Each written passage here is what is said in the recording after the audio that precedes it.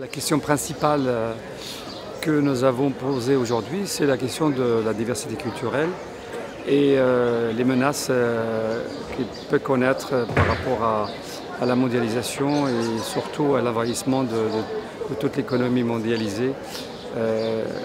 Donc ça, c'est une chose. Deuxième chose, c'est est-ce qu'une société faible peut affronter le flot des transformations socio-économiques, politiques, technologiques qui viennent de l'extérieur. Et troisièmement, comment éviter la disparition, la folklorisation, l'effacement des spécificités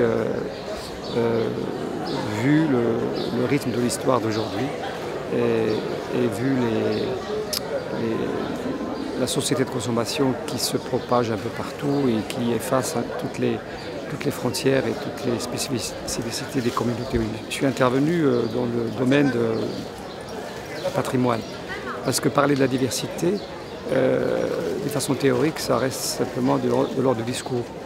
Mais pour juger les gouvernants ou les gens qui agissent sur la préservation de cette diversité, c'est de les mener sur le terrain de la conservation du patrimoine, qu'il soit patrimoine matériel, architecture, urbanisme, nature, végétation, etc., ou du patrimoine immatériel. Il s'agit des savoir-faire, de la musique, de l'art culinaire, de l'art de la couture, de l'artisanat, etc., etc. Donc c'est là où on peut juger est-ce qu'un État fait son travail ou simplement inscrit les volontés de faire dans simplement des textes juridiques ou des constitutions. Le Maroc, il est en train de faire l'inventaire général de tout son patrimoine.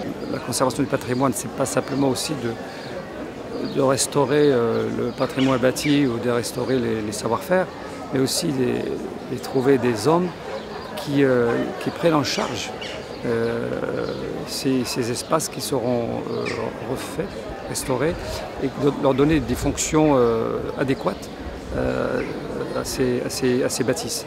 Par exemple, prenons une médarsa qui a été construite au XIIIe, XIVe siècle pour de l'enseignement. Que peut-on faire de cette médarsa restaurée?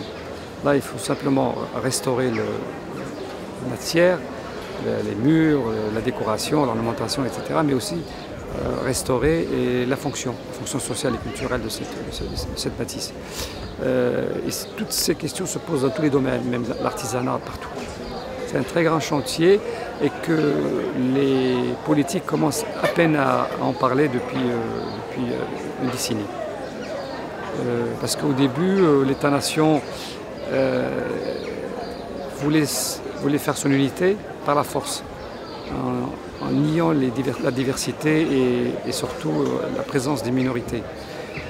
Maintenant, comme l'État-nation est elle-même en danger, par une espèce d'influence mondiale sur une entité qui a été créée en Europe au XVIIe siècle, au XVIIIe même, et surtout au XIXe avec l'idéologie nationale, l'éducation nationale, etc. Et cette forme d'administration s'est propagée par la colonisation. Ils ont fait presque pareil, mais simplement ils n'avaient pas le temps de tout faire comme un pays comme la France. Donc maintenant ils parlent de la préservation de la diversité culturelle et humaine dans tous ces aspects, matériel et immatériel. Et si je parle de chaque domaine, c'est un chantier immense.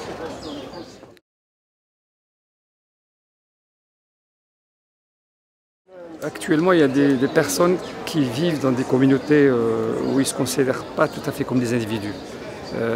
Les gens qui ont fait leur parcours personnel, ils sont un sédiment de culture.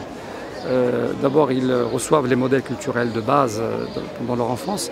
Après, au fur et à mesure de leur expérience, de leur connaissance, de leur éducation et de leur voyage, ils arrivent à construire et à adapter les éléments qu'ils acquièrent dans une personnalité complexe.